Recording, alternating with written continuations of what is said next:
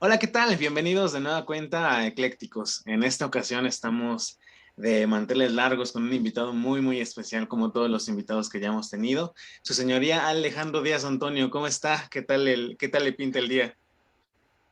Muy bien, Ricardo, muy agradable esta tarde para charlar un ratito aquí contigo. Gracias por la invitación. No, al contrario, agradecerle en nombre de la audiencia toda la disponibilidad que ha tenido para el proyecto, para el programa, para poder entrevistarlo. Sabemos que obviamente por su trabajo tiene una agenda muy, muy apretada, pero bueno, desde el momento uno que pudimos contactarlo, usted dijo que sí, y eso se le agradece de verdad, de sobremanera. A mí me parece muy importante traer un personaje como usted aquí al podcast porque definitivamente la judicatura es una aspiración que debería tener considerado cualquier egresado de la licenciatura, cualquier estudiante de derecho, y es algo que en el general muchos ni siquiera contemplan. Considero que se van más a, desde luego, el servicio público y la abogacía, obviamente. Entonces me gustaría que hablemos de esos temas, porque obviamente pues, una voz experta como la de usted siempre va a ser bienvenida, pero me gustaría comenzar por preguntarle para entrar en contexto. ¿Cómo fue que usted eligió la carrera de Derecho en aquellos años, en su juventud?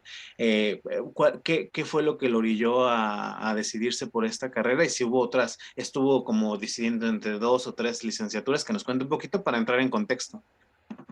Gracias. Bien, mira, en realidad yo no consideré ninguna otra opción. Ok. Siempre estuve muy claro de que quería ser abogado. Eh, Desde la secundaria, de hecho, nos daban algunas materias que se relacionaban con el orden jurídico y a mí me interesaban sobremanera. En la preparatoria también, en la preparatoria llevamos una materia dirigida hacia el derecho precisamente y eran en las que yo pues sí ponía atención en todas, ¿no? Pero eran las que en mayor medida ponía atención. Pero siempre consideré ser abogado y abogado en materia penal. Durante mi trayectoria tuve la posibilidad de trabajar en la Procuraduría Agraria. Se me abrió una oportunidad ahí, sin embargo decliné y opté precisamente por eh, asistir a un juzgado penal en el reclusorio norte, recuerdo, como meritorio, sin cobrar salario alguno, trabajando de manera gratuita, sufragando los gastos de trasladarme para allá, a mi domicilio, pero siempre fue esta materia la que me llamó la atención. En la carrera, pues yo sí, había dos, tres áreas que me interesaban, sin embargo, la penal siempre fue la que me llamó más la atención. Hubo un evento, sin duda alguna, tengo que comentarlo en lo personal, que me marcó en mi etapa, en mi infancia. Fue precisamente un evento trágico con un familiar y yo vi a mi papá batallando en este caso precisamente, porque había un tema de corrupción, hasta donde yo recuerdo, no se daba seguimiento a este asunto, fue el fallecimiento trágico de un familiar. Vi a mis papás, mi papá es técnico radiólogo, mi mamá es enfermera, nada que ver con esto, yo no vengo de una familia de abogados, yo no tengo un tío, papá, magistrado, juez, ningún otro familiar que haya pertenecido a la judicatura. Sin embargo, este evento, como lo comento, sí tuvo que ver con un suceso trágico y mis papás estaban batallando para solicitar, pedir que se hiciera justicia, ¿no? Yo los veía trasladarse hasta el estado de Oaxaca para contactar a funcionarios públicos. Mi papá incluso dirigió algunas cartas a la presidencia de la República, batalló mucho, pero al final de cuentas sí se tomó cartas en el asunto, se sancionó a los responsables, y esto fue algo que me marcó mucho, porque la persona a la que me refiero era mi abuelo, persona con la que yo tenía un vínculo muy especial. Y desde entonces yo tuve muy claro que quería dedicarme a esto, dedicarme al derecho, esta parte, ¿no? Quizá por eso, inconscientemente, yo no pedía ninguna otra materia, no buscaba esta oportunidad en la Procuraduría Agraria, también era yo destacado en la facultad, en el área laboral. Sin embargo, no decidí por estas, ¿no? Decidí ser abogado desde esa época, pero sobre todo en esta materia, precisamente buscaba poder hacer algo precisamente para que este tipo de sucesos dejaran de ocurrir o ocurrieran en la menor medida. Era una idea que yo tenía vaga en aquel tiempo. Sin embargo, conforme fue avanzando mi preparación en la preparatoria, yo ya tenía muy claro hacia dónde iba. Cuando me preguntaban en la preparatoria, ¿en qué área te vas a especializar? Bueno, ciencias sociales, porque tenía muy claro qué era lo que quería hacer. Y yo, los exámenes que hice para ingresar a la facultad era derecho. Ninguna opción. Cuando me preguntaban, ¿cuál es tu segunda opción? No, no tengo otra. Y entonces yo ingresé muy joven a la facultad. Tenía yo 17 años cuando ingresé a la facultad, muy, muy jovencito. Yo también comencé muy joven en la escuela, la etapa escolar, de 5 años, un poco más joven de lo que era permitido, pero bueno, y bueno, no reprobé ninguna ocasión, avancé y a los 17 años yo ya estaba en la Facultad de Derecho, era de los más jóvenes, pero creo que en lo personal yo no divagué, vamos, o intenté desarrollarme en alguna otra materia, no, siempre fue en esta. Creo que eso es lo que a mí me movió a estudiar esta carrera. Y posteriormente, evidentemente, vi que era muy útil, ¿no? Siempre he sido funcionario público, siempre he estado en el servicio público, nunca he sido abogado postulante y creo que esta parte de decidir ser servidor público requiere también aptitudes, ¿no? Aptitudes, como lo comentábamos, creo antes de que comenzara la grabación, eh, hay, hay, hay ocasiones en que decidimos, pues, por otras materias o por ser abogados postulantes y no pertenecer al servicio público. Pero Claro. eso creo que tiene que ver con las aptitudes que cada uno tengamos, ¿no? Porque también el servicio público, pues a contrario de lo que a veces se cree, pues tampoco es tan bien remunerado, ¿no? Hay que hacer talacha, como se dice en el argot, hay que empezar muy joven. De hecho, mi propuesta en la universidad, cuando presenté mi tesina, porque yo ahí hice tesina, eh, era que los estudiantes tuviéramos más horas de servicio social, más tiempo en el área, en lo real, ¿no? Claro. Dedicarle un poco más de horas para poder decidir efectivamente hacia qué área nos íbamos a mover, ¿no? Pero eso más o menos fue el principio de mi carrera, ¿no? La decisión estuvo tomada desde muy joven. A mí me preguntaban, y reitero, ¿qué otra cosa quería hacer? Y no había otra respuesta. Quiero ser abogado y me gustaba y me encanta el derecho penal. Es el área donde me he desempeñado y creo que no me equivoqué, no erré el camino, me gusta mucho y creo que es lo que voy a hacer durante todo el tiempo que me reste de vida, sea en el servicio público o fuera de, creo que es una herramienta esencial para cambiar un poco el rumbo de nuestro país, ¿no? Cada uno de nosotros pone su granito de arena y creo que desde que estudiamos la carrera hay que enfocarnos de lleno a aquello que nos gusta. Por ejemplo, ahorita recordábamos hace un par de episodios, tuvimos aquí a un juez en retiro, el licenciado Faustino Carrillo Ahumada, y nos platicaba que, bueno, él deja la toga hace bueno, muy poco tiempo y posteriormente se dedica ahora a postular. Usted se ve, bueno, obviamente a lo mejor faltan muchísimos años, desde luego, es una persona usted muy joven, pero sí a usted le Gracias. gustaría ir llevando, digamos que el día que usted deje la toga, dedicarse a la postulancia. Digo, al final ya tiene todos los elementos sine qua non que componen un abogado, entonces no sé si usted se ve ahí. Claro que sí, mira, qué crees que durante el desempeño de la función jurisdiccional, nosotros no dejamos de estudiar, lejos Claro. de lo que la gente piensa, que uno llega al cargo y pues ya, ¿no? Todo se resuelve, el salario mejora, ya uno tiene cierto nivel, por así decirlo, en lo jurídico. En realidad, seguimos capacitándonos. Dentro de estas capacitaciones precisamente está el desarrollo emocional. Y dentro de estas capacitaciones, un psicólogo que además me pareció de ser su amigo, nos comentaba, debemos estar preparados para ese momento, para el momento de dejar la toga. Y nos comentaba, muy fundamentado este comentario, de que nosotros somos unas personas cuando estamos sin toga y otras cuando estamos con la toga. Dentro de la sala de audiencias, bueno, tenemos todo el respeto, ¿no? Pero fuera de la sala de audiencias volvemos a ser las personas que somos, ¿no? Allá tenemos que decidir, allá tenemos que ser imparciales, tenemos que ser objetivos, no debemos mostrar quizá algunas emociones que como seres humanos tenemos cuando escuchamos algún caso alarmante, algún caso que pues sí llega, ¿no? Al ser humano. Cuando bajamos nos llevamos todas esas emociones, pero allá dentro de la sala de audiencias tenemos que omitir toda esa parte, ¿no? Dentro de las resoluciones tenemos precisamente eso, ¿no? El conocimiento previo del juez, toda esta información, todo este proceso de aprendizaje personal, toda nuestra experiencia, evitar que aquello impacte en lo que resolvemos. Sin embargo, sí debemos estar preparados para ese momento, ¿no? El momento de dejar la toga.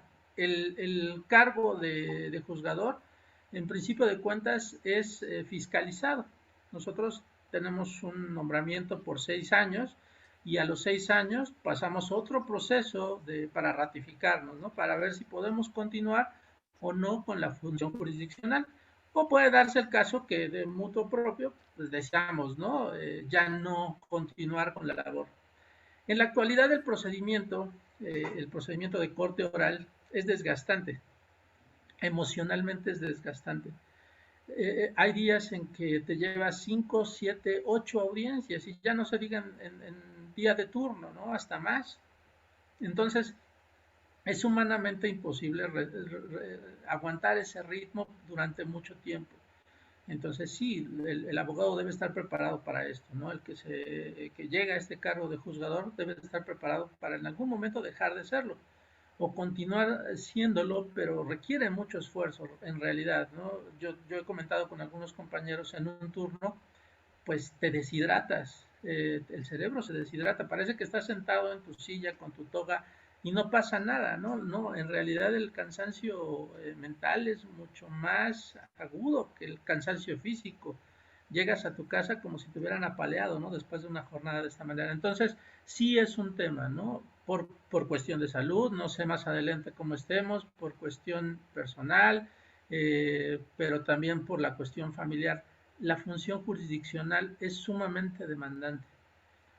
Puedes pensar que tienes un horario de 9 de la mañana a 3 de la tarde, pongamos, pero en realidad hay algunas unidades, como a las que yo pertenecí, donde te exigen mucho más tiempo. Hay una unidad especializada en órdenes de aprehensión, cateos y actos de investigación que requiere control judicial, que te demanda las 24 horas del día. Puedes estar en tu domicilio, recibes una llamada, se cumplió una orden de aprehensión y tienes que dirigirte a la unidad a llevar esa audiencia de cumplimiento de orden de aprehensión y puede ser por la madrugada. Entonces, todo esto que comento es el preámbulo para dar respuesta a esto, ¿no? Es sumamente demandante y efectivamente puedes continuar en la función, debes enfrentar un procedimiento de ratificación, exámenes de conocimientos, de actualización, te piden precisamente constancias de actualización, la opinión pública, pero sobre todo esto, ¿no? La parte humana, el cansancio también llega a ser mella, ¿no? El tiempo que se sacrifica de la familia. Entonces esa puede ser una parte. Pero también hay otras cuestiones, además de ser postulante, el área académica.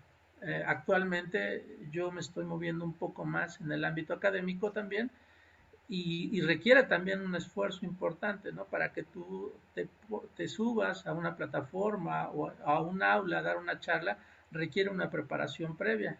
A pesar de que tienes la experiencia, el conocimiento que desarrollas en una sala de audiencias, la verdad es que el ámbito académico también te magnifica esta labor, ¿no? Entonces sí, sí lo he pensado, sí es una posibilidad. Eh, yo quisiera continuar siendo servidor público, me encanta, lo comentabas, yo no me he desempeñado como postulante y realmente quizá vería limitada mi función, ¿no? Tengo todo el conocimiento, todo el bagaje jurídico, pero realmente hay aspectos que yo no he desarrollado. El postulante, ahora en la academia, yo me entero a qué se enfrenta. El fiscal, el asesor jurídico, el defensor, enfrentan cosas totalmente distintas a las que enfrenta el juzgador. Evidentemente el juzgador es el que tiene la responsabilidad de decidir un asunto, es el que enfrenta quizá la opinión pública de manera más severa, ¿no? Entonces, cada uno desde su punto de batalla, desde su trinchera, enfrenta cuestiones un tanto diferentes. Entonces, sería un punto a considerar también, ¿no? Si quiero seguir siendo servidor público, si quiero ser postulante, ocupar otro cargo público en algún otro ámbito, o quizá dedicarte a la academia, que también da pues muchas satisfacciones, ¿no? Ver a Claro. nuevas generaciones, durante mi trayectoria creo que he sido maestro, sin serlo, de muchos otros compañeros que ahora están en la similitud del cargo, ¿no? Son mis homólogos. Ok. Hay jóvenes que han estado conmigo desde que tenían 18, 17 años haciendo méritos, así como yo llegué. Jóvenes de esa manera han llegado conmigo y ahora son mis compañeros, ¿no? De oficina, están desempeñando la labor jurisdiccional, son juzgadores. Entonces también dentro de la función jurisdiccional somos formadores. Y de hecho, ahora algo que se exige a los juzgadores es que sean formadores también.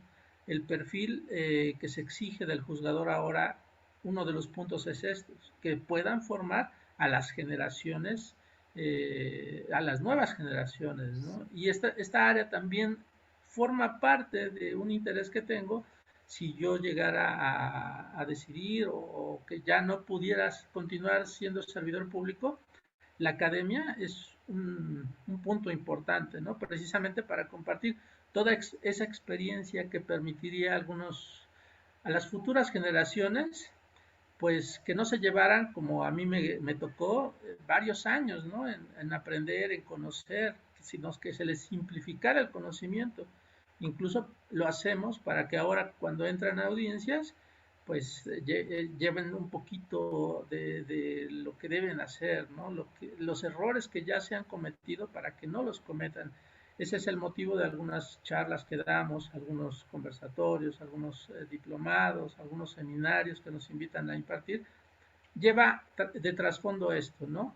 Simplificar el trabajo a las nuevas generaciones. Eso no implica que no se preparen, ¿no? Sino simplificarles, adelantarles las experiencias, adelantarles a qué se pueden enfrentar. Y bueno, claro, si fuera el caso, la academia sería también una muy bonita posibilidad para un futuro no tan lejano, ¿no? Fíjese, qué buen apunte, porque uno pensaría desde mi trinchera que el camino de la postulancia era lógico. Y ahorita usted me deja como que con la sonrisa en el rostro de que todavía esta formación de nuevas generaciones de jueces, creo que también es una labor muy, muy linda. Le comentaba yo en la introducción que cuando compartimos la portada del episodio que estamos grabando el día de hoy, hubo mucho movimiento, podría decir hasta un movimiento sin precedentes, al menos en la cuestión de que al directo me llegaron, tengo en la mente 3 preguntas directas, así que la audiencia le hubiera gustado hacer, espero poderlas plantear y que les podemos dar Claro que sí. respuesta porque me parecen sumamente interesantes y ahorita en su introducción las abordo. De hecho, si se dio cuenta, me puse a anotarlas porque se me van a ir y no queremos que pase eso. La primera, usted tocó el tema de la inteligencia emocional. La pregunta sí decía que habían visto a un juzgador también me parece que es del Poder Judicial de la Ciudad de México, su señoría Tristain, este, hablar mucho de esa cuestión de la inteligencia emocional. Nos preguntaban cuál era la opinión de usted al respecto de eso. Ya nos habló un poquito, pero no sé si nos pueda ampliar un poquito más el panorama de cuán importante es la inteligencia emocional en todas las partes técnicas de un proceso, tanto el defensor, hasta el Ministerio Público tendría que tener ese manejo y cómo usted lo percibe para ejecutarlo en su trabajo. Sí, efectivamente, esto es sumamente importante y mi amigo Aaron Tristain pues nos lo toca de manera magistral, ¿no? Creo que ha profundizado mucho en ello. Yo en lo personal he trabajado esta área y creo que todos los juzgadores debieran hacerlo. Algunos no sé, lo desconozco si lo hagan, pero todos debiéramos hacerlo. Porque en un sistema donde tenemos enfrente adversarios, por eso se llama sistema adversarial, tenemos adversarios, están peleando, ¿no? Llegaron hasta esta instancia porque ya no pudieron entre ellos solucionar el conflicto. Tienen que venir a esta instancia para que sea un tercero, el juez que desconoce realmente toda la información, para que les resuelva el asunto. Entonces, ¿cómo verían ustedes que les resolviera un juez que se enoja, que pierde los estribos, que es colérico, que empieza a pensar en aquellas cuestiones que ha vivido, se empieza a reflejar? Entonces, en esto impacta la inteligencia emocional, ¿no? En principio de cuentas, filtrar, ¿no? Toda esa información. Lo que a mí me pasó no es lo que yo voy a resolver. Pude ser víctima de un asalto, me pudieron agredir físicamente durante algún evento delictivo, pero yo tengo que entrar a una audiencia a decidir respecto a la libertad de una persona que le están atribuyendo un hecho quizás similar, un robo, pero tengo que asimilar la información de manera imparcial. Entonces necesito inteligencia para filtrar esta información, ¿no? Porque soy una víctima, fui víctima de un delito y me puedo reflejar, ¿no? Ah, pues aunque no sé si lo cometiste o no, pues todo el peso hacia ti, ¿no? Esa es una primera parte. Debemos tener esa posibilidad. En otro tema, en este sistema de corte oral, donde tenemos a los actores presentes, tenemos a la víctima, tenemos al imputado, vemos la emoción, el juez ya inmedia, ¿no?, el desahogo de la prueba, es decir, está ahí, la vive, la palpa, porque fue uno de los motivos del cambio del sistema. Entonces tú estás presente y como lo comentábamos también, no te puedes llevar toda esa energía, toda esa vibra, escuchas algún evento alarmante, algún evento donde la víctima es un bebé en manos de las personas que no cumplen el rol que tenían, ¿no?, de cuidarlo, de sus progenitores o de las personas más cercanas, de actos atroces en contra de menores. ¿Creen ustedes que no impacta? Claro que sí. Entonces, el juez debe estar preparado emocionalmente para dirimir todo este tipo de situaciones y además para conducirse en audiencia, ¿no? Ustedes llegan y por ahí hay memes, ¿no? Donde llegas al Oxxo y dicen, para ser personal del archivo del tribunal o de un Oxxo debes tener ciertas actitudes, ¿no? Enojado, déspota, grosero. Y el juez es la persona que debe mostrar empatía con las partes, debe ser ecuánime, debe controlarse, porque a veces también hay postulantes que parece que van y se pelean con el juzgador. Y no, la batalla está entre es la información que traiga, ¿no? Yo no tengo ninguna predilección, no soy parcial, pero las partes pareciera que lo vuelven algo personal con el Sí. juzgador. Entonces el juzgador también debe tener esa capacitación para evitar que esa información pase de este lado, ¿no? Y que se note, porque además estamos siendo videograbados en todas las audiencias. Se nota cuando el juez se enoja, se nota cuando el juez se pone nervioso, se nota cuando el juez pues duda, ¿no?, en lo que va a decidir y a veces tomamos la decisión de me doy un tiempo, voy a dar un receso, salgo, determino algunas cuestiones y regreso a decidir la cuestión, ¿no? Entonces, pero debemos tener esa capacidad, ¿no? Estoy en aptitud de resolverlo en este instante, lo hago, y si no, lo analizo. ¿Por qué? Porque lo que tenemos en juego, lo que tenemos enfrente es la vida, la libertad de las personas, su patrimonio, la cercanía con sus hijos, yo qué sé, estamos decidiendo cuestiones sumamente importantes y en materia penal, pues no, ya ni se diga, ¿no? Es la última ratio, la última oportunidad de dirimir a través del derecho alguna controversia. Entonces, sí, esto es sumamente importante por estos aspectos, en lo personal, para filtrar la información, para dejar a un lado nuestra experiencia personal para decidir con lo que tenemos ahí, para no ser presas de aquello que nos genera el lenguaje o la información que traen las partes, ¿no? Para que se resuelva una controversia y evidentemente porque como juzgadores estamos al escrutinio de la Claro. sociedad, ¿no? Ahora que todo se videograba, toda la sociedad ve y se exhiben en redes sociales la forma en la que un juez se conduce, la forma en que un juez resuelve. Entonces el juez debe tener inteligencia emocional para eso, incluso para saber que cuando estás hablando te están videograbando. Ustedes utilizan un celular, intenten hacer un discurso, intenten decirle cómo le van a decir algo a la novia el día de hoy, ¿no? O al novio, le quieren dedicar, no sé, su cumpleaños, es su aniversario, le quieren dedicar unas palabras. Grábense con el celular, van a ver el efecto que causa el saber que te están videograbando. ¿Cuánto hay más un juez que está decidiendo una causa, ¿no? De algún evento sumamente relevante? Pues evidentemente debemos tener esa tranquilidad, esa serenidad para resolver sin que los factores externos influyan en nosotros, sin Definitivamente. que algunos otros aspectos impacten en nuestra determinación. Entonces, esa es una parte que solo se puede lograr si estamos emocionalmente preparados. Creo que por eso esa labor del juez Atristain, gran amigo mío, muy inteligente y una persona sumamente empática, toca este tema de manera magistral. Yo he analizado este aspecto de otra manera. He tomado algunos cursos externos, además de los que imparte el tribunal.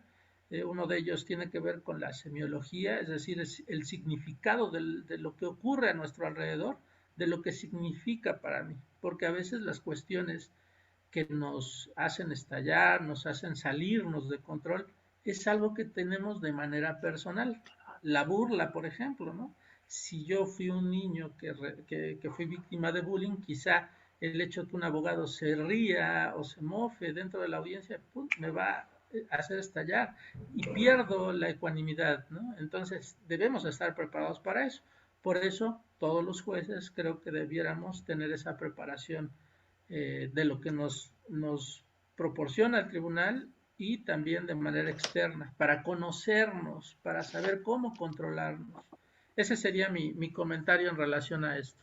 Sí, justamente es un comentario muy importante porque siento yo que es algo vital para cualquiera de las partes. Lo platicamos en el primer episodio que tuvimos aquí ya como tal de abogados, fue con un abogado penalista al cual le mandamos un saludo, el licenciado Rafael Satara, y él nos contaba una parte cuando le preguntamos de la parte emocional. Él decía, mira, yo llego a una audiencia y con mi contraparte, mira, hasta choque de puños, que gane el mejor.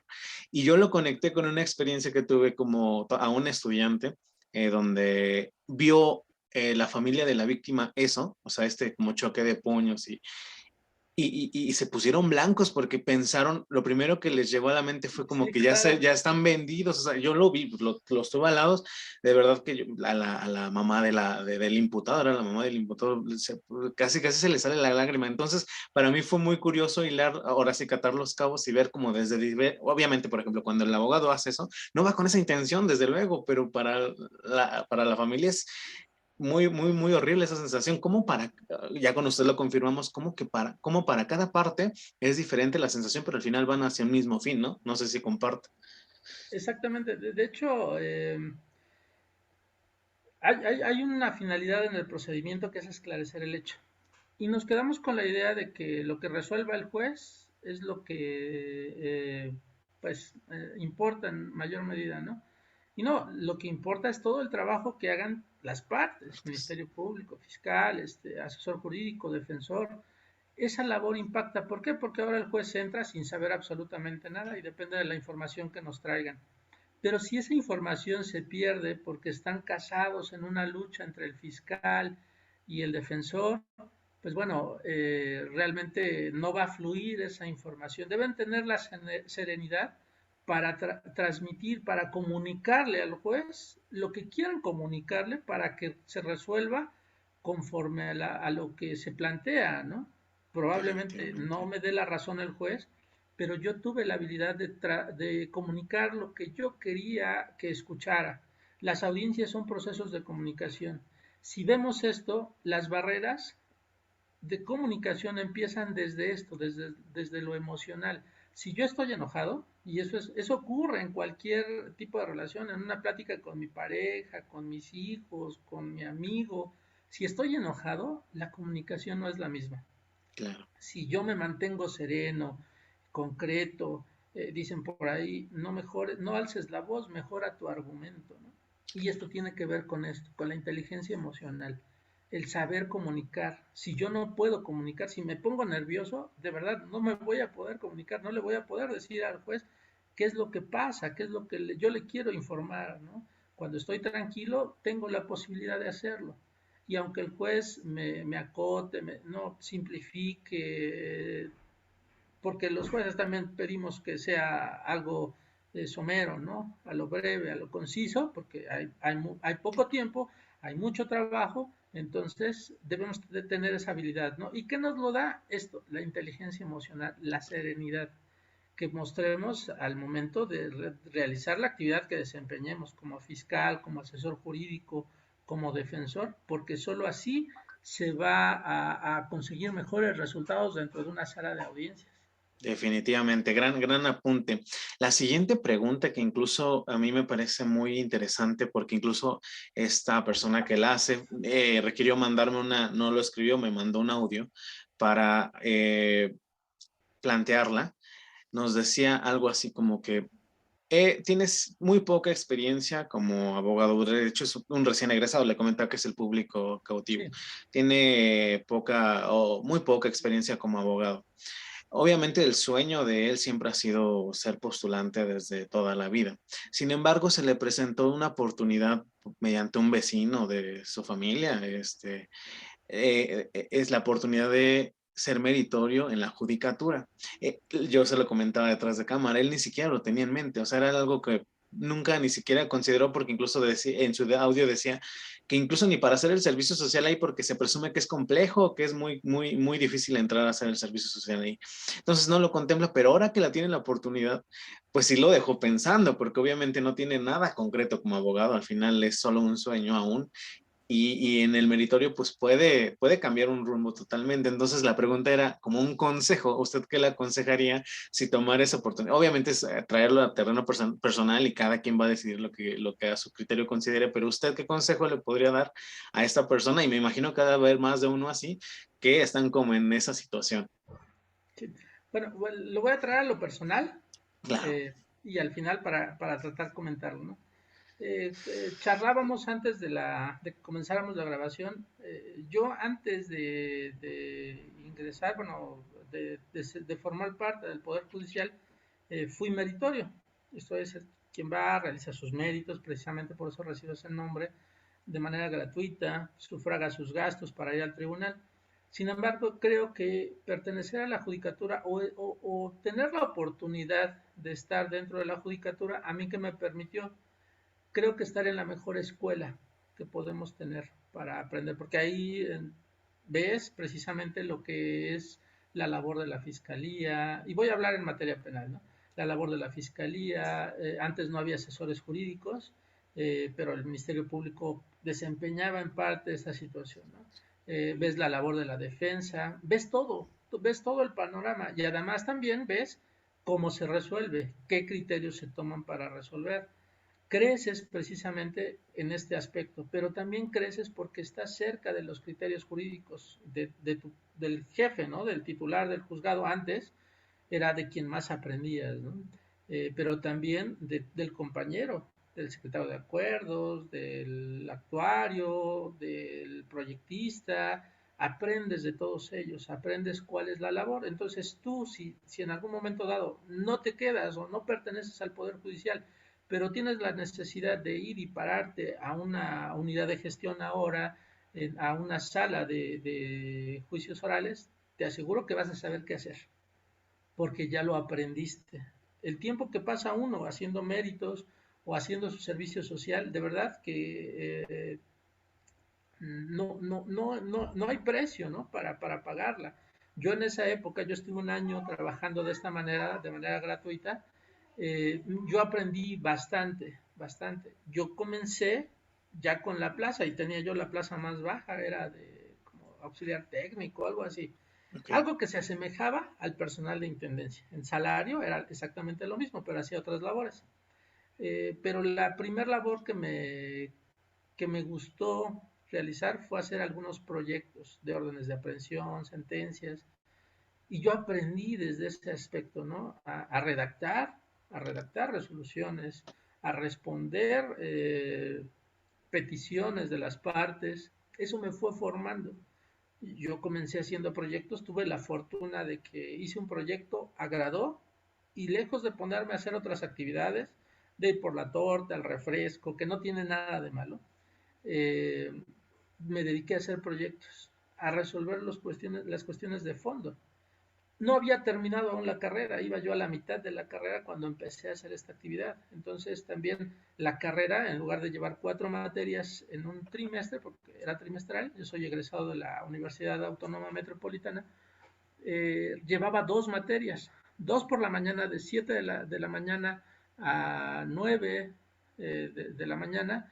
De ahí me trasladaba al reclusorio norte, cubría la jornada, por la tarde regresaba a cubrir otras materias. Y yo estoy hablando que en esa época yo estaba regresando a su casa, a la casa de todos ustedes, a las 11 de la noche. Pero fue una etapa de aprendizaje, sí requiere sacrificio, sin duda alguna, y el servicio público es muy sacrificado, hay mucho trabajo por hacer, pero la cosecha viene después, ¿no? Ya tuve la oportunidad de aprender, ir escalando peldaños, y bueno, mi escuela siempre fue la judicatura. Yo no he sido postulante, lo comentaba, siempre he sido servidor público, pero también es una cuestión de aptitud, como comentábamos. Pero sin duda alguna, si en algún lugar van a aprender, no dudo que puedan aprender con algunos abogados postulantes, van a aprender alguna otra parte, pero si quieren aprender de todo lo que se desarrolla en el lugar donde se resuelven los asuntos, la judicatura es la mejor escuela. Además, no nos la cobran, sí es sacrificada, pero te permite que el día de mañana, si tú estás en la judicatura o no estés, vas a saber qué hacer cuando llegues a una sala de oralidad, a un juzgado, si les toca acudir a asistir a una audiencia de los asuntos que todavía tienen rezago y que están conociendo los juzgados de procedimiento escrito, ¿no? Entonces, ese sería mi consejo, y desde mi experiencia me permitió a mí prepararme para llegar algún momento a concursar para este tipo de cargos, ¿no? Y además, en todas las trincheras realizamos labor sumamente importante para que se resuelva algo que es trascendente, no para lo personal, sí, quizá para el cliente, quizá para la familia, ¿no? Pero es trascendente para la sociedad, ¿no? El hecho que se resuelva un asunto de manera adecuada es trascendente para la comunidad, no solo para los que están implicados. Y ese sería mi comentario, ¿no? Desde lo personal, qué fue lo que viví y qué es lo que opino en relación a ello. Claro, no, de hecho yo igual iba más o menos en el mismo sentido, pero muy vano en decirle, pues amigo, éntrale, ¿no? Era como muy escueto mi consejo, pero ya con argumentos como los que usted nos menciona, bueno, obviamente él va a estar muy pendiente de esto y mucha gente también lo va a poder hacer, incluso a lo mejor ni siquiera lo tenían contemplado, le digo, creo que la judicatura es algo, desde mi particular opinión, que no se tiene contemplado, o sea, no es que no exista, obviamente la conocemos, pero no se contempla porque se ve muy lejano, esa es como mi percepción. Entonces, pues ya con esos argumentos, pues qué mejor manera de aconsejarlos. La otra pregunta que nos llegó al directo fue una en función, de hecho es una, bueno, por lo poquito que vi, es una abogada ya de trayectoria, ya de mediana trayectoria, y nos preguntaba sobre la cuestión, usted como juez de control,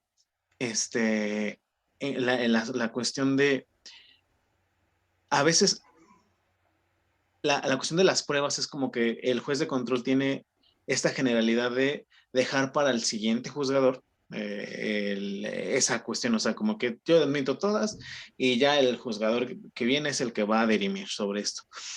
A veces es muy criticado porque incluso esas pruebas que se admitieron pueden ser muy determinantes en el resultado final. Ese es como el tema, que si se pudieron a lo mejor tal vez omitido desde un principio, pudo haber sido otro resultado y es donde queda como esa espinita en cuanto al postulante. ¿Qué opinión le da a usted de eso? Porque incluso justo como anotación tuvimos, como le comentaba recientemente al juez en retiro, Faustino Carrillo Humada, y él nos da una visión totalmente diferente, una parte técnica y una explicación del por qué es así. Entonces me gustaría también conocer su opinión al respecto. Sí, miren, para esta cuestión de la prueba, y cuando toco este tema en algunas charlas, en algunas pláticas que tienen como enfoque precisamente hablar de la prueba, yo les comento esta frase: las pruebas son las que no condena el juez, lo que condenan son las pruebas. Entonces, la prueba es sustancial en un procedimiento. Yo no me veo resolviendo un asunto sin pruebas. Puedo tener a la víctima, puedo tener al ofendido y cada uno tiene una versión distinta. Son adversarios, como dice este sistema adversarial, son contrarios. Es como si estuviéramos viendo un partido de fútbol, una lucha. Uno quiere vencer al otro, ¿no? Y acá también. Entonces, eh, eh, puede ser que cada uno sostenga una versión distinta. ¿Y cómo va a resolver el juez? ¿A qué le da mayor peso? Porque es mujer, porque es niño, porque es anciano, porque es miembro de alguna comunidad en exclusivo. No, el juez resuelve con las pruebas. Entonces la prueba es algo sustancial. Este sistema se ha dividido en etapas. Etapa de investigación que ya no solo es la de la fiscalía, ahora todos investigan.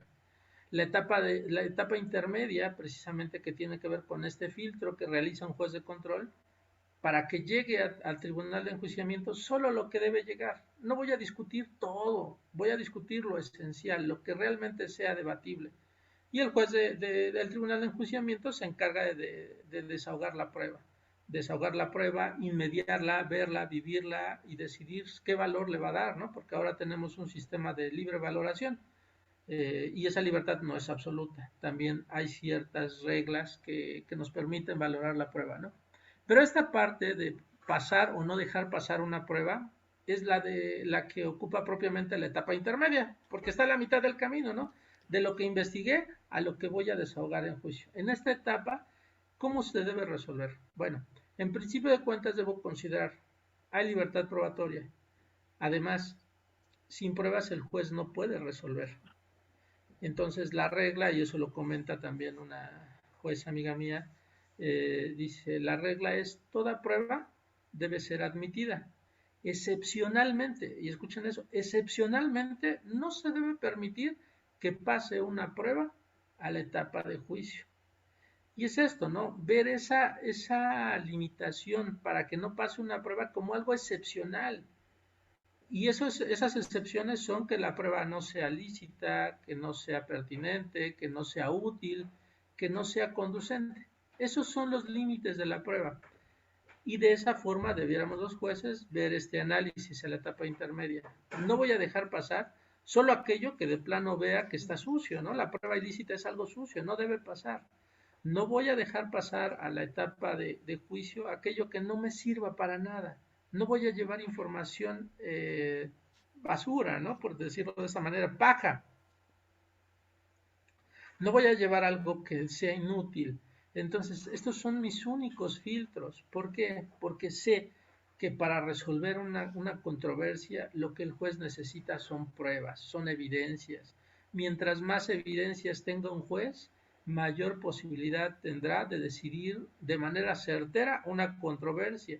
Y si estoy hablando de decidir sobre la libertad o los bienes de una persona, pues bueno, lo que yo quiero es no generar injusticias. De hecho, los principios del procedimiento penal son esclarecer los hechos, procurar que el delito no quede impune, no generar impunidad, proteger al inocente, reparar el daño, permitir que se acceda a la justicia y solucionar un conflicto. Entonces, vean, tan ha sido el grado de importancia de no causar afectaciones a personas inocentes que se debe permitirse la prueba, ¿no? La Ah, prueba siempre y cuando no sea ilícita, siempre y cuando no sea uno de estos aspectos, bueno, se debe bloquear, si no, la prueba debe fluir. Si no hay debate para que se admita una prueba, la prueba debe pasar. ¿Por qué? Porque ahora se permite, bajo este principio de libre valoración o de libertad probatoria, perdón, que todo se pruebe a través de cualquier medio. Yo puedo probar un punto con testigos o con documentales o con videograbaciones, de la forma que yo quiera, siempre y cuando sea lícito. Entonces, la prueba debe pasar, porque no hay otra forma de decidir entre lo que me dice uno y lo que me dice el otro. Gran trabajo sería que tuviera esta disyuntiva en una sala de audiencias. Uno me dice una cosa, otro me dice otra, pero no tengo pruebas. ¿Con qué le doy peso a una u otra? Realmente el juez estaría sumamente limitado, ¿no? Aunque se presentan casos así, creo que la prueba es sustancial, es un tema de preparación, evidentemente de investigación y de capacitación para saber probar. Es una materia que no llevamos. Cómo probar hechos, ¿no? En las facultades. No nos enseñan cómo probar hechos. Lo vamos aprendiendo. Por eso, estar dentro de la judicatura nos permite ver cómo un postulante, otro prueban cosas de una u otra manera, según sus habilidades, sus conocimientos les permitieron, ¿no? Tenemos muchas escuelas, entonces, por eso tenemos una estupenda escuela dentro de la judicatura. Vemos muchos criterios y nos vamos formando el nuestro. Y eso es un tema de la prueba, ¿no? A mí me parece sumamente importante, pero creo que debiéramos ver de esta manera. Excepcionalmente, una prueba no debe pasar a la etapa de juicio. Totalmente. ¿Cómo desde las diferentes trincheras ya, o sea, es como cualquier dialéctica, primero entienda la otra parte para poder no engancharte, ¿no? Y volvemos a la inteligencia emocional. Pues obviamente se ve desde el postulante esa cuestión, hasta se me hacía una cuestión, un cuestionamiento duro hacia ustedes, ¿no? Pero obviamente también ve la otra parte, obviamente el fiscal va a decir, bueno, es que si no me las admiten, a la inversa, ¿no? ¿Qué tal si será la buena y que después ya no me... Entonces, es ahora sí que dependiendo la parte técnica va a tener desde luego su visión y su propio criterio. Para ir cerrando, la última pregunta que nos hacen, eh, hay una frase que creo que es de una película muy famosa de Robert Downey Jr., El juez, de hecho se llama, donde menciona que el juez, le plantean, el juez nace o se hace, en cuanto a la brújula moral que tiene que tener, o que debe tener constante hasta el día que deje la toga. ¿Qué opinión le merece a usted esta frase? Cualquier persona puede ser juez, obviamente ya nos dio el camino de introducción, vete a la judicatura de meritorio, pero hay una vocación, una esencia. ¿Esa vocación usted considera que es algo con lo que se nace o que se forma? Yo creo que tiene de las dos. Yo creo que, y esto lo comentaba con este amigo que es psicólogo, que nos dio capacitación, los jueces, si ustedes lo ven, somos personas comunes, somos personas como cualquier otra, sin embargo, decidimos tomar este rumbo, ¿no? Hay a quien le gusta, porque así lo comentan, ¿no? A quien no le gusta estar tras de un escritorio todo el día. A mí me gusta andarme moviendo, andar en la calle, tener contacto con la gente. El juzgador no, el juzgador es más en solitario, muchas horas de estudio, sin duda alguna, eh, pero sí debemos tener aptitudes, ¿no? Aptitudes que quizá tengamos desde nacimiento, ¿no? Claro, Muy, pues las características, ¿no? De que quizá el contacto con la gente no es lo nuestro, vamos, no somos del bullicio, eh, podemos tener tranquilidad, serenidad, eso también se nace con algunas cualidades, pero el juez, como lo comentaba, está en constante formación. El juez nunca deja de estudiar. El abogado en sí jamás deja de estudiar. ¿Eh? O sea, por ahí leerán los mandamientos del abogado y verán que nunca dejas de estudiar.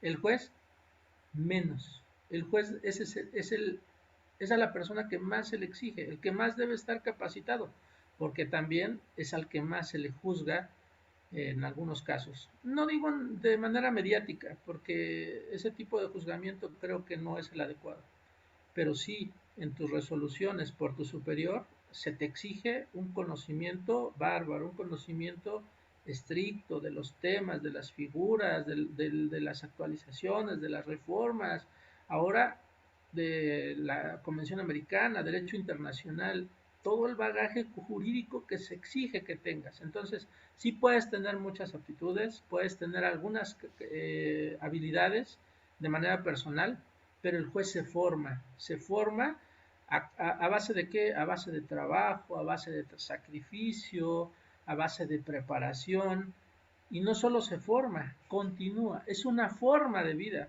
Si ustedes ven criterios que tienen que ver con la sanción administrativa hacia servidores públicos, a un juzgador lo pueden sancionar administrativamente si su comportamiento en la sociedad no es el adecuado. Es decir, un juez no puede andar reventándose en la fiesta, subiendo TikToks de alguna manera. El juez debe tener un comportamiento que le muestre a la sociedad que tiene la calidad moral incluso para juzgar a un tercero. Qué gran labor, ¿no? Juzgar a otro desde la Biblia, desde a quien le gusta, a quienes nos apasionan también estos temas de religión, algunos temas espirituales. Qué gran labor tener la calidad moral para poder juzgar al otro, para poder decirle, hiciste mal, para poder imponerle una sanción. Entonces el juzgador sí nace, pero también se forma y no solo en el aspecto jurídico, de conocimiento jurídico, sino en otros aspectos, ¿no? De templanza, espiritualidad, emocional, como lo comentábamos, ¿no? El juez debe tener esas cualidades, porque también al juez se le exige, no solo en lo profesional, en lo personal. ¿Cómo Totalmente. verían ustedes a un juez que todo sale en Facebook, en YouTube, reventándose, este, recibiendo títulos de, ¿cómo les llaman ahora? Lady no sé qué, Ah, ok, ¿no? ok, ok, ok. Ya, ya. Imagínense Lady Copas, ¿no? Ujú. O vean en redes sociales, a los jugadores se les apabulla con un tema, ¿no? Entonces el juzgador, ¿cómo debe ser en lo personal, en lo profesional? Entonces sí requerimos mucha formación para estar un poco en el límite, ¿no? De lo que es el mundo, la realidad, el aspecto de la diversión. Lo podemos hacer, pero también no podemos caer en excesos que permitan que nuestra labor se vea manchada, ¿no? Entonces sí, nos debemos preparar, traemos cosas que sin duda alguna constituyen estas aptitudes, pero nos formamos y nos seguimos formando. Y llegado el momento de estar en el cargo, continuamos, ¿no? Continuamos con la formación. Eso no para y es algo con lo que debemos estar conscientes. Quien aspire a llegar a este tipo de cargos debe estar consciente de que va a sacrificar mucho en el camino, ¿no? Va a sacrificar horas familia, va a sacrificar tiempo, va a sacrificar horas de diversión, quizá. Si estoy dispuesto a ello, debe ser porque es algo que me agrada, algo que me mueve, no por lo económico, realmente la judicatura no es algo que te permita volverte millonario, sino estar dispuesto a aportar ese granito de arena desde otro peldaño más para cambiar el rumbo de tu país, de tu sociedad, de tu comunidad. Lo comentaba yo, a mí me marcó algo en lo personal y quise que no pasara algo así, ¿no? Que no continuara ocurriendo situaciones similares. Temas de este tipo son las que nos deben mover, ¿no? Desde la ética, la moral, ¿para qué? Para que cuando llegues a ocupar el cargo, no obstante la preparación que lleves, tu visión sea esa, ¿no? Generar un cambio, permitir que a alguien que está en juego su libertad se le resuelva de manera adecuada, que reciba justicia, ¿no? Y no nos quedemos con el concepto de justicia de dar a cada quien lo suyo, no, justicia desde muchos otros aspectos. Que se advierta la desigualdad, porque nuestra misma constitución ya establece, ¿no? Puntos de desigualdad que se reconocen.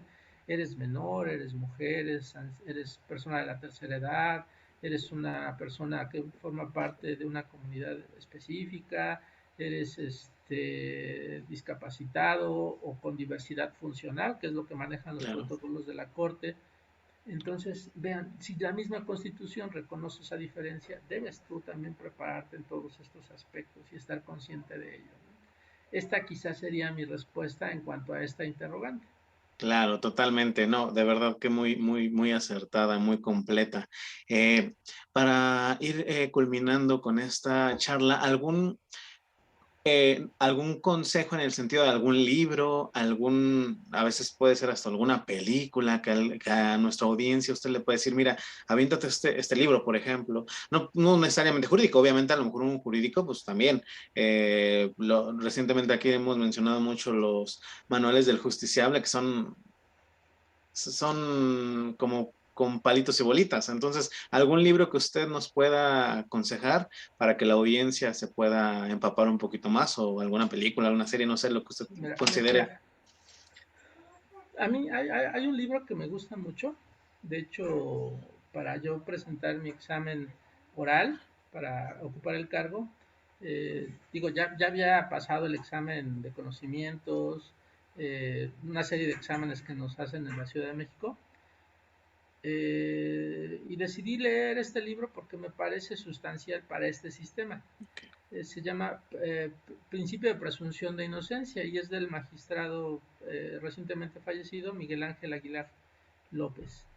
Un excelente docente, pero en lo personal tuve la posibilidad de tomar clases con él, una persona sumamente humilde, y la humildad como sencillez, ¿no? Como la Ujú, calidad de persona. claro. El juzgador no es el ser humano que deba vanagloriarse por tener este cargo, no, estos cargos no son para eso. Ningún otro cargo público, no son para generar héroes, somos personas que decidimos tomar un cargo para servir a nuestra comunidad, y en esa manera este personaje, el magistrado Miguel Ángel Aguilar, era de esta manera, ¿no? Era una persona sumamente sencilla, estrechaba su mano sin ningún problema, le cuestionabas, te explicaba, era un docente sumamente estricto a la hora de evaluar, pero esa forma de ser tan estricta, pues tenía su razón de ser, ¿no? Te exigía que conocieras para que pudieras acceder a un cargo, ¿no? Para que pudieras aprobar una materia con él. Pero este libro toca un tema que es esencial y que se malentiende en la sociedad, la presunción de inocencia. Nos maneja desde prueba, nos maneja derecho internacional, nos maneja algunas frases. Una frase, no la recuerdo perfectamente, pero dice que nadie que quiera dar justicia puede hacerlo si no ha tenido necesidad de ello, ¿no? ¿Qué nos dice en el mensaje? Palabras más, palabras menos. Nos dice hay que ser empáticos. Una persona que ha tenido necesidad de justicia es la persona que puede dar, ¿no? Sabe lo que es que le estén pidiendo justicia, sabe lo que está en juego.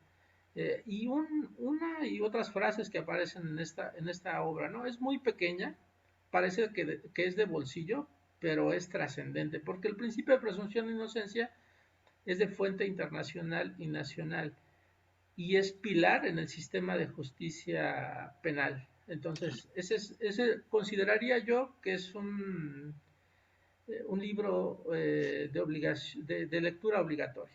Y Claro, una película también, a quien le gusta el cine, a mí me encanta el cine también, y utilizo fragmentos en mis charlas, es la del Crimen Perfecto. Sale Anthony Hopkins y Edward Norton, un otro actor por ahí, pero el principal es Anthony Hopkins, además sumamente buen actor, me claro. parece, y toca temas muy importantes en relación al procedimiento penal. Si la vemos como para pasar el fin de semana, genial, pero si la vemos como desde el punto analítico, jurídico, hablamos de presunción de inocencia, hablamos de prueba, hablamos del sistema adversarial, hablamos del derecho de defensa y muchos aspectos muy sutiles respecto a la habilidad, ¿no? Y a veces el ego que tiene el servidor público cuando cree que Claro. todo está resuelto y no lo es, ¿no? Es una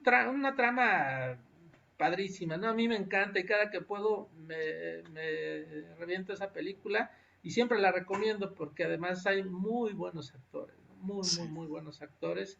Esas son las dos recomendaciones que yo podría hacer. Y por ahí hay otro libro de un juez eh, penal federal, el maestro Iván Seferín. Se llama La prueba libre y lógica. Este lo encuentran en internet, está de manera gratuita. Este libro nos habla de precisamente la prueba, todo el sistema de valoración de la prueba, los estándares de prueba. ¿Y por qué lo recomiendo y por qué me gusta tanto? Porque es un estudioso del derecho, pero que además es una de las personas que ejerce la judicatura, ¿no? Que está inmerso en el sistema, no lo platica desde la teoría, lo habla desde la práctica. Y eso es lo que necesitamos, ¿no? Ver o escuchar a aquellos que no solo teóricamente nos tocan un tema, sino que no lo desarrollan porque lo viven, porque así lo resuelven, porque están convencidos de que estos puntos son los sustanciales para resolver una controversia. Y estos libros son básicos para todo estudiante, para todo abogado que quiera conocer este nuevo sistema, el sistema penal, y para que analice otros aspectos, ¿no? Porque también en este último libro se tocan temas históricos, como, y tocan un ejemplo, ¿no? Que se absolvió a una persona que a pesar de haber cometido un crimen, se le absolvió porque desde su aspecto físico era increíble que hubiera cometido el hecho. Era una mujer tan guapa y con un aspecto tan inofensivo que la absolvió el juez. Mm, Y qué gran injusticia si había sido una persona que cometió un hecho, ¿no? O a la inversa, que por feo, que por pobre, se te sancione, eso tampoco es lo que se busca, ¿no? Entonces no es la apariencia, es la valoración de la prueba, es lo que nos ofrecen las pruebas. ¿Y qué es la exigencia para el juzgador? Justificar y motivar por qué yo resolví de tal manera, porque eso es materia de revisión por un superior y evidentemente del escrutinio público, ¿no? claro. Estas serían mis recomendaciones. Ese último toquecito que dio me recuerda mucho a un libro que leí que se llama El jurado seducido, que también va más o menos en ese Ajá. sentido. Entonces es muy bueno. Yo creo que anotarlos, los que nos están escuchando, y a leerlos. La verdad es que, aparte nos comenta usted que el primero no es ni muy grande, entonces en No, unas 2, 3 horitas te lo avientas y ninguno de ellos, ¿eh? te quedas bien nutrido, ¿no? Yo creo que eso es importante. Para ir cerrando, ¿algún contacto, algún proyecto nuevo? ¿Tiene usted Sí, unos eventos con Secalec? Cuéntanos de ellos. tenemos unas charlas con Secalec, el 6 y el 8, creo entiendo, esto ya se va a publicitar posterior a esta fecha, pero el 6 y 8 de diciembre tenemos un evento con Secalec, estaremos platicando de la audiencia intermedia, son prácticamente algunas anécdotas que hemos tenido en la función jurisdiccional, de hecho el segmento se llama así, ¿no? Anecdotario jurídico, es decir, experiencias de lo que hemos vivido, ¿no? Sobre la audiencia inicial. Son 2 días, si no me recuerdo, son de 8 de la noche en adelante. Y también estamos intentando llevar el ámbito académico al municipio de Texcoco. Yo soy originario de allá, yo crecí en Texcoco, crecí en un pueblo cercano al municipio de Texcoco. Eh, Tuve que ir a estudiar, venir a estudiar la licenciatura a la Ciudad de México porque allá no había universidades en aquella época y ahora intentamos llevar algunas posibilidades para la comunidad, ¿no? De Texcoco. Estamos haciendo un evento con un instituto que se llama CEFIC, así lo pueden utilizar, buscar en el Facebook, CEFIC, y ahí aparecen los eventos que estamos llevando. Estamos yendo a algunos jueces, a algunos otros servidores públicos. Bueno, el día de hoy, que ya no daría tiempo, pero bueno, hoy tenemos un tema sobre lavado de dinero. Va a ir el funcionario que era subprocurador general de justicia, bueno, de la República, vamos, ahí titular de Seido, en materia de delincuencia organizada, a platicarnos de ese tema, ¿no? Del lavado de dinero. Pero constantemente estamos haciendo eventos en este instituto, búsquenlo así, CEFIC, y si no, en mi página de Facebook me encuentran como Alex Díaz Antonio, Y en mi página de Facebook, si se mete por ahí, van a encontrar todo este tipo de eventos con Secaleg, con Cefic, con Jurista, que es una página de Jalisco también, y con algunas otras plataformas que nos invitan a tocar temas jurídicos, y compartimos también los temas que se van a impartir en algunas otras plataformas. La idea es compartir la experiencia y todos aprendemos en cada una de las charlas. Y esos serían los eventos próximos. Esta es la página donde me pueden localizar y donde pueden encontrar más eventos en los que estamos interesados o que me parece que debieran eh, enfocar o atraer la atención del ámbito jurídico, de los jóvenes sobre todo, para que vayan teniendo una formación adecuada, ¿no? Llevamos grandes exponentes, gente con mucha capacidad, con mucha experiencia, no solo de la judicatura, sino también como postulantes, ¿no? Muy buenos postulantes. Muy bien, no, y de hecho, cuando fueran el día de hoy, muchas veces se quedan grabados, entonces el día que salga, la gente puede ir a buscarlos precisamente a las redes sociales de estos Exactamente. institutos que hemos encontrado y aventárselos, porque pues esa es la ventaja que tienen este tipo de eventos que se quedan a la posteridad, ahí quedan en internet y uno puede arrastrar el lápiz con todo lo que ahí se habla, ¿no? Exactamente, ahí tomando notas, eso es muy útil, ¿eh? Yo también, ahora con la época de pandemia, pues vemos el trabajo de algunos compañeros y todos aprendemos de todo. Nos llevamos Totalmente. notas, nos llevamos temas para la reflexión. Les comentaba yo, en el ámbito académico me ha ayudado a mí a hacer reflexiones respecto a algunos puntos que me ha tocado resolver en la sala de audiencias, ¿no? Y creo que eso es la idea, que todos crezcamos. Y bueno, así es esto, ¿no? La preparación es de todos los días. Con que leamos una página un día, con eso ya somos diferentes al día anterior. Si nos leemos un libro un día, dos, tres, eso nos va mejorando día con día como abogados, como personas. Yo los invito a que no solo lean de lo jurídico, prepárense también en estos aspectos, ¿no? Inteligencia emocional, hay mucho que ver con ello. Por ahí hay una materia, se llama semiología, la pueden buscar en internet. Tiene que ver con esto, con la inteligencia emocional, con sustento de psicología también. Es muy importante, sumamente útil. Y bueno, en algunos otros aspectos que les ayudan a fortalecerse como personas en cualquier aspecto, ¿no? Si puede ser religión, pueden no ser partidarios de alguna religión, pero el que lo conozcan no impide que ustedes eh, se vinculen de lleno a eso, ¿no? Solo conocer, mientras más conozcamos, más vamos a aprender, seremos mejores personas. Los invito a la lectura, sin duda alguna la lectura es algo sustancial. Si dejamos de leer, eh, perdemos la oportunidad del aprendizaje. En los Claro. libros encontramos mucha información que nos va a servir, pero realmente cuando lo desarrollemos en la práctica es cuando nos volvemos expertos, ¿no? La Claro, práctica hace al maestro. No totalmente. se desanimen si tienen un revés en su primera audiencia, ¿no?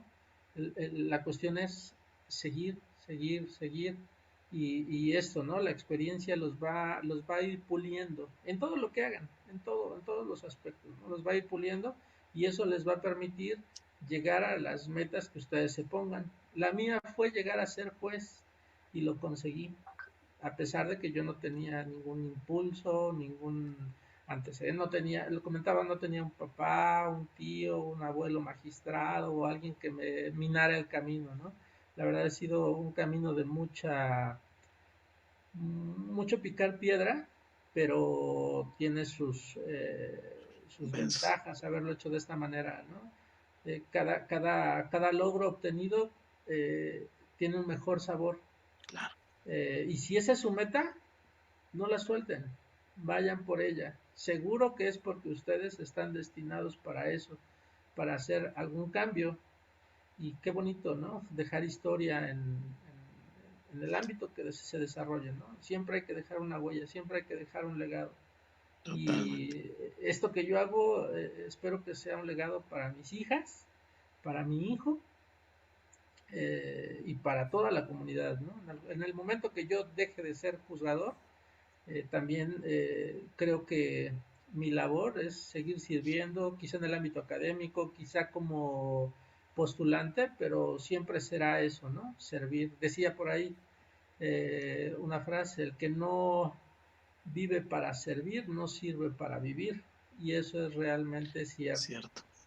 Así es. Y esto es lo que quería comentar con ustedes. Muchas gracias por la invitación. Ha sido un placer que escuchen un poco de mi trayectoria, de la experiencia personal, quizá algunos tips.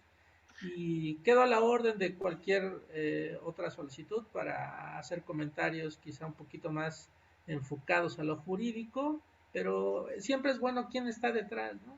¿Quiénes Claro. son esos seres que llaman juzgadores? ¿Son seres de otro mundo? No, la verdad es que no. No, la verdad es que somos personas más comunes que nada, muchos con mucho trabajo detrás, con mucho trabajo enfrente, con mucha responsabilidad. Y por ahí comentaba una fiscal, me inscribo a los cursos para no tenerle miedo a los jueces. No, ténganle miedo a no entrar preparados, ¿no? Si tú vas Claro. preparado, el juez te va a escuchar de la mejor manera y eso facilita el trabajo para los juzgadores. Y muchas gracias. Agradezco la atención, Ricardo. Es un placer estar en este tipo de eventos, en este tipo de charlas. Muy cómodo. Gracias. La verdad te deseo todo el éxito con este proyecto. No, agradecerle también a usted, como dijimos en un principio, la disposición que ha tenido y agradecerle también a todos los que se están suscribiendo, los que se están quedando hasta el final. De verdad que es un capítulo muy esperado el de usted y bueno, ojalá para la segunda temporada podamos tenerlo ya con un tema un poquito tal vez más específico para que nos motive a estudiar también a nosotros y que la gente también tenga un enriquecimiento también en ese sentido. Muchas gracias a usted de vuelta y a los que se quedan hasta el final y hasta una próxima ocasión. Muchas gracias. Éxito. Que tengan Gracias. un excelente día.